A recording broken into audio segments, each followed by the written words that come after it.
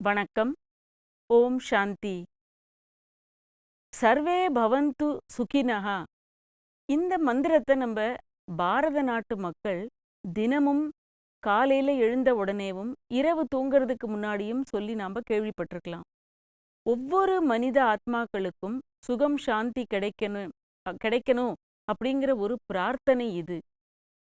ஒவ்வொரு மனிதனுமே இன்னைக்கு ஒரு குழப்பம், கவலை, துக்கம் இப்படி இருக்கக்கூடிய நிலையில பரமாத்மா கொடுக்கக்கூடிய இந்த கீதை ஞானமானது அனைத்து மனித ஆத்மாக்களுக்கும் சுகம் சாந்தியை வழங்குவதற்காக இறைவன் ஸ்தாபித்த இந்த யஜ்யமும் மனித குலத்திற்கே நன்மை அளிப்பதற்காக. கர்ம யோகத்தில் திடீரென்று பரமாத்மா யஜ்யத்தை பற்றி பேசத் தொடங்குகிறார். நம் கர்மம் எப்படி வேள்வியாக மாறும் அப்படிங்கிற ஒரு ரகசியத்தை இங்க இறைவன் ரொம்ப அழகா சொல்றார்.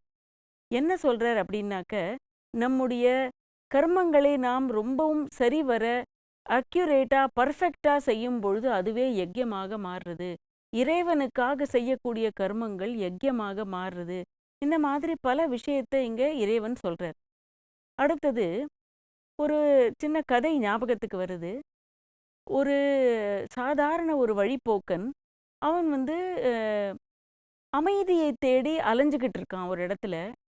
அப்படியே போகும் பொழுது அவன் எப்படியாவது நான் அமைதினா என்ன, என் மனசு எப்போதும் அலைபாஞ்சுக்கிட்டே இருக்கே, அதை அனுபவம் செய்யணும் அமைதிய அப்படின்னு நினச்சிக்கிட்டு அவன் இப்படி அலைஞ்சுக்கிட்டே இருக்கான். அப்போ ஒரு ஒரு நாள் இரவு ஒரு குகையில தங்க வேண்டி வருது அவனுக்கு. ஒரு தவ யோகி, ஒரு ஒரு வயதான மூதாட்டி அங்கே இருக்காங்க. அங்கே அவருக்கு குகையில் தங்கி நைட்டு தூங்குறாங்க. ஆனால் இரவு முழுக்க அங்கே விளக்கு எரிஞ்சுக்கிட்டே இருக்கு. ஏன்னா அங்கே வேற எதுவும் கிடையாது. அப்போ இவருக்கு அங்கே தங்க இடம் கொடுக்குறாங்க. இவரும் அங்கே படுத்துக்கிறாரு. இவர் யோசிச்சுக்கிட்டு இருக்காரு, நான் இந்த உலகம் முழுக்க தேடிட்டேன், எவ்வளோ இடத்துல அலைஞ்சிட்டேன், அமைதியை தேடி நான் அலையிறேன், அது என்ன அனுபவம்னு எனக்கு இது வரைக்கும் தெரியலையே அப்படி மனசுல யோசிச்சுக்கிட்டே இருப்பாரு. அங்க விளக்கு எரிஞ்சுக்கிட்டே இருக்கும்பொழுது இவருக்கு தூக்கம் வராது. அப்ப எழுந்து அவர் ஒரு கேள்வி கேட்பாரு, மூதாட்டியே இந்த விளக்கு எப்போ எதுவரை எரியும் அப்படின்னு. அப்ப அவங்க திடீர்னு ஒரு பதில் சொல்லுவாங்க, வெளிச்சம் வரும் வரை இந்த விளக்கு எரியும் அப்படின்னு சொல்லுவாங்க.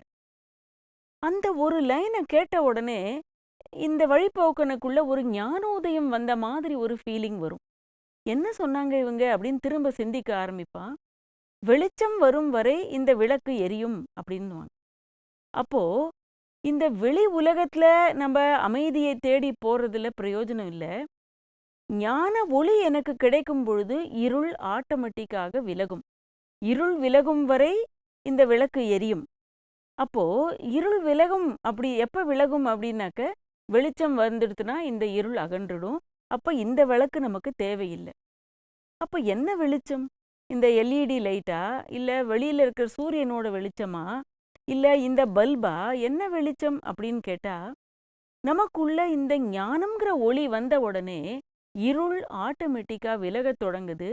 இருள் விலகும் பொழுது மனம் தானாகவே அமைதியை அனுபவம் செய்யுது. அப்போ இறைவனால ஸ்தாபிக்கப்பட்ட இந்த ஞான வேள்வி, அதன் நோக்கம் என்ன அப்படின்னா, ஒவ்வொரு மனித ஆத்மாக்களுக்கும், இந்த முழு உலகத்தில் இருக்கிற ஒவ்வொரு ஆத்மாவிற்கும் அமைதியை அனுபவம் செய்ய வைப்பது. ஒவ்வொரு ஆத்மாவுமே உயர்ந்த கர்மங்கள் செய்யறது, மகிழ்ச்சியை அனுபவம் செய்யறது, துன்பம், துயரம், துக்கத்திலிருந்து அவர்களை விடுவிக்கிறது, பந்தத்திலிருந்து விடுவிக்கிறது. இந்த ஒரு உயர்ந்த நோக்கத்தோடு பரமாத்மா இந்த பூமியில் யஜ்யத்தை ஸ்தாபிக்கிறார். இப்ப அடுத்ததா யஜ்யத்தை பத்தி இன்னொரு விஷயம் என்ன சொல்றார் அப்படின்னா, சஹயஜ்யா பிரஜா சிருஷ்ட்வா புரோவாச்ச பிரஜாபதிஹி. சஹயஜ்யா பிரஜா சிருஷ்ட்வா புரோவாச்ச பிரஜாபதிஹி. அனேன பிரசவிஷ்யேவம் ஏஷவோஸ்த்விஷ்ட காமதுக்.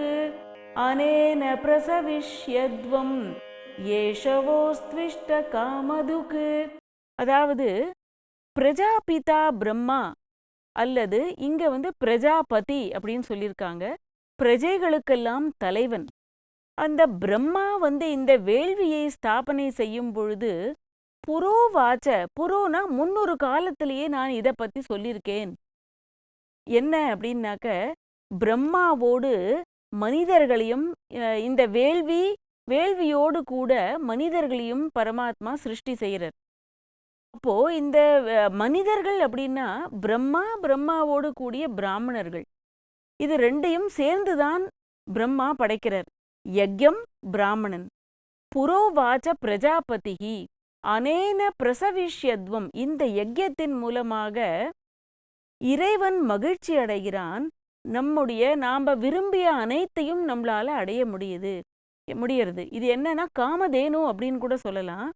மனதில் நாம் விரும்பிய அனைத்து பலன்களையும் கொடுக்கக்கூடிய இது யஜ்யம். இது 2-3 விஷயம் இதுல சொல்லிட்டார் அவரு.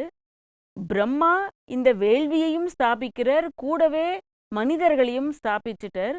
முன்னொரு காலத்துல நான் கூறியது போல, முன்னொரு காலம் அப்படின்னா என்ன அப்படின்னாக்க, 5000 வருஷங்களுக்கு முன்னாடியும் நான் இந்த மாதிரி யஜ்யத்தை படைத்து இந்த மாதிரி ஞானத்தை கொடுத்தேன், இப்பவும் கொடுக்கறேன், இனிமேவும் அவர் கொடுப்பார்.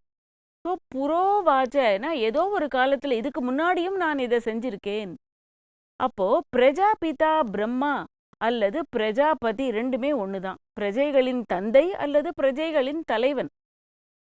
அவர் மூலமாக இறைவன் யாகத்தோடைய கர்மங்களை நாம எப்படி செய்யறது அப்படிங்கிறத சொல்லி கொடுக்கிறார். அப்ப இறைவன் எப்ப இந்த யாகத்தை படைக்கிறார் அப்படின்னாக்க, நமக்கே தெரியும். எப்ப யதாஹி தர்மஸ்ய, தர்ம கிளானி எப்போ இந்த சிருஷ்டியில ஏற்படுதோ அப்ப வேள்வியின் மூலம் கர்மங்களை செய்ய இறைவன் கற்றுத்தரார். அப்போ யார் இந்த கீதை ஞானத்தை கேட்கிறோமோ, நாம இந்த வேள்வியோட ஒரு பகுதியாக மாறுறோம். நாம வேள்வியில் பங்கெடுக்கக்கூடியவர்களாக மாறிடுறோம். அப்போ இந்த கீதை ஞானமானது நாம் யாகத்தை செய்யக்கூடியவர்களாக மாற்றுறது நம்மள.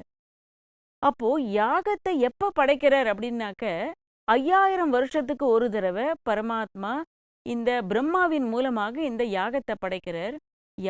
யாகத்தோடு கூட பிராமணர்களையும் படைக்கிறார்.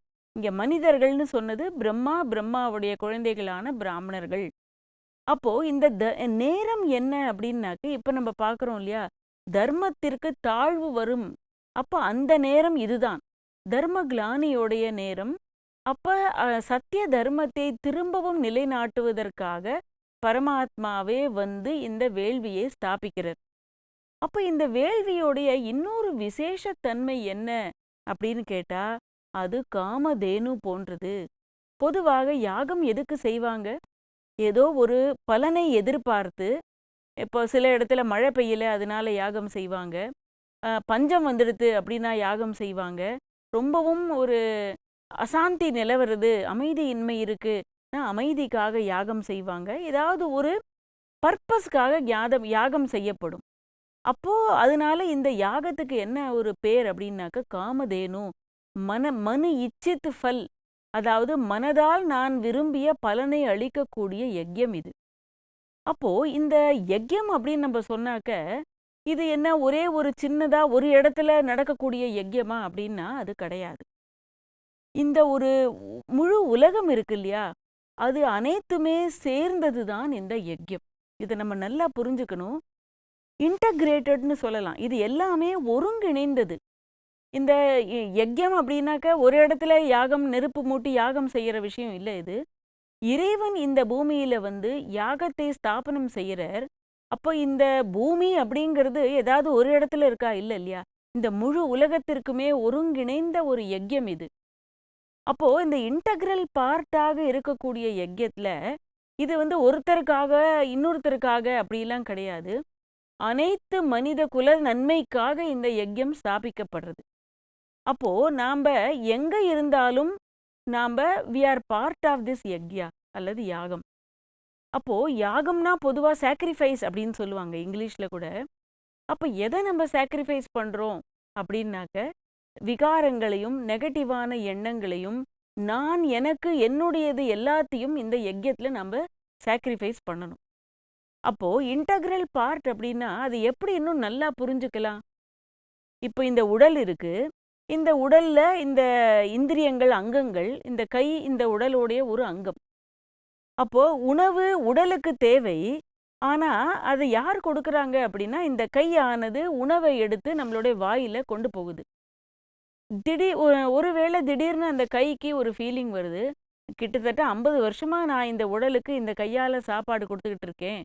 இனிமே என்னால முடியாது அப்படின்னு நினைச்சதுன்னா என்ன ஆகும்? கைய கட் பண்ணிட்டோம்னா என்ன ஆகும்? இந்த கை தான் விரும்பியத செய்ய முடியுமா? முடியாது. அப்போ இந்த உடலுக்கு உணவளிப்பதன் மூலம் இந்த கையும் பராமரிக்கப்படுறது இல்லையா? அதாவது இந்த கை அப்படிங்கிறது இந்த உடலுடைய அங்கம், இன்டெக்ரல் பார்ட்ன்னு சொல்லலாம் இது. அதே போல அப்போ இந்த கை உடல் நல்லா இருந்தா இந்த கை நல்லா இருக்கும். கை தனியா இயங்க முடியாது. கை இல்லாம உடலும் ரொம்ப கஷ்டப்படும். அப்போ நாம ஒரு ஒருங்கிணைந்தவர்கள். இதே போல இந்த யாகம் அப்படிங்கிறது நம்மோடு ஒருங்கிணைந்த ஒன்று. நாம எல்லாருமே யாகத்தில் பங்கேற்கக்கூடியவர்கள். அப்போ காமதேனு அப்படின்னு சொன்னாங்களே, அதுக்கு என்ன அர்த்தம் அப்படின்னாக்க, அப்போ காமதேனு அப்படிங்கிறோம். என்ன அப்படின்னா, நம்ம என்னெல்லாம் விரும்புகிறோமோ அது கொடுக்கும். காமதேனுன்ற ஒரு பசுவை சொல்லுவாங்க. அது எல்லாத்தையும் விரும்பினதெல்லாம் கொடுக்கும் அப்படின்னு. அப்போ இந்த யஜ்யத்தின் தலைவரான பிரம்மா காமதேனு போல் நாம் விரும்பியது அனைத்தையும் மனித ஆத்மாக்களுக்கு கொடுக்கிறார். இந்த யஜ்யம் பௌதீக செல்வத்திற்காக செய்யப்படக்கூடிய யஜ்யம் இல்லை. அதாவது முதல்ல நம்ம பார்த்தோம், இது மெட்டீரியல் யஜ்யமும் இல்லை. அப்போ இது மெட்டீரியல் யஜ்யம் இல்லை அப்படின்னாக்க உலக அமைதிக்காக, உலக நன்மைக்காக, சுயநலத்திற்காக செய்யக்கூடியதை நம்ம யஜ்யம்னு சொல்லவே முடியாது. நம் வாழ்க்கையே மற்றவர்களோட நன்மைக்காக தான். இங்க பாருங்க, அர்ஜுனனுக்காக இறைவன் எவ்வளவு விஷயத்த சொல்றார். நீ உனக்காக இந்த போரை செய்யறேன்னு அர்த்தம் இல்லை. இது வேள்வி. இந்த வேள்வியில உலக நன்மை அடங்கி இருக்கு. நீ செய்யக்கூடிய யுத்தமானது எல்லாருக்காகவும், எல்லாருடைய நன்மைக்காகவும் தான், உனக்காக இல்லை. அப்போ நான் ஒரு இண்டிபெண்டன்ட் கிரியேஷன் என்ன நினைச்சுக்க முடியாது. நம்ம எப்படி ஒரு குடும்பத்துல ஒருத்தர் இன்னொருத்தரோடு கனெக்டடா தான் இருக்கும் இல்லையா? நான் தனின்னு நினைக்க முடியாது. அதே போல இந்த வசுதைவ குடும்பகம், அதாவது இந்த முழு உலகமுமே என்னுடைய ஃபேமிலி அப்படின்னு இருக்கும் பொழுது நான் தனி இல்லை. நானும் இந்த யாகத்தோடைய ஒரு பார்ட் தான். அப்போ இந்த கட்டாயமாக நான் இந்த யாகத்துல இறைவன் கொடுத்த கட்டளையை, அவர் எனக்கு கொடுத்த கடமையை சரிவர நான் செய்யணும். அப்போ இந்த யஜ்ய கர்மம் எதற்காக அப்படின்னு ஒரு கேள்வி வருது இல்லையா? அப்ப இந்த யஜ்ய கர்மம் நம்ம எதுக்கு செய்யணும் அப்படின்னாக்க, இந்த நான் செய்யாட்டா உலக நன்மைக்கு கிடைக்காதான்னா அப்படி இல்லை. நிச்சயமா உலக நன்மை நடக்கும். ஆனா ஆன்மாவை தூய்மை செய்யறதுக்காக, என்னுடைய பியூரிஃபிகேஷனுக்காக நான் இந்த யஜ்யத்தை செய்யறேன். அப்போ கர்மங்களின் மூலம் ஆன்மா தூய்மை அடைகிறது. எவ்வளவு பெரிய விஷயம் பாருங்க. கர்ம தியாகத்தினால நான் பவித்திரமாகணும்னு துறவிகள் விட்டுட்டு போனாங்க எல்லாத்தையும். இங்க பரமாத்மா என்ன சொல்றாரு அப்படின்னா, இந்த யஜ்ய கர்மம் ஆன்மாவை தூய்மைப்படுத்தக்கூடியது. இதுல இந்த கர்மத்துல ஞான யுக்த கர்மங்கள் நாம் செய்யும் பொழுது நாம தூய்மையாயிடுறோம். அதன் மூலமாக ஆன்மாவிற்கு ஆனந்தமும் ஆன்மீக அன்பும் அனுபவமாறுது. அதனால நாம எல்லாருமாக சேர்ந்து இறைவன் ஸ்தாபிச்ச இந்த ஒரு வேள்வியில, இந்த ஒரு ஞான யஜ்யத்துல நாமளும் பங்கெடுத்து நம்முடைய விகாரங்களை ஆகுதியாக கொடுத்து ஆன்மாவை தூய்மைப்படுத்துவோம். ஓம் சாந்தி.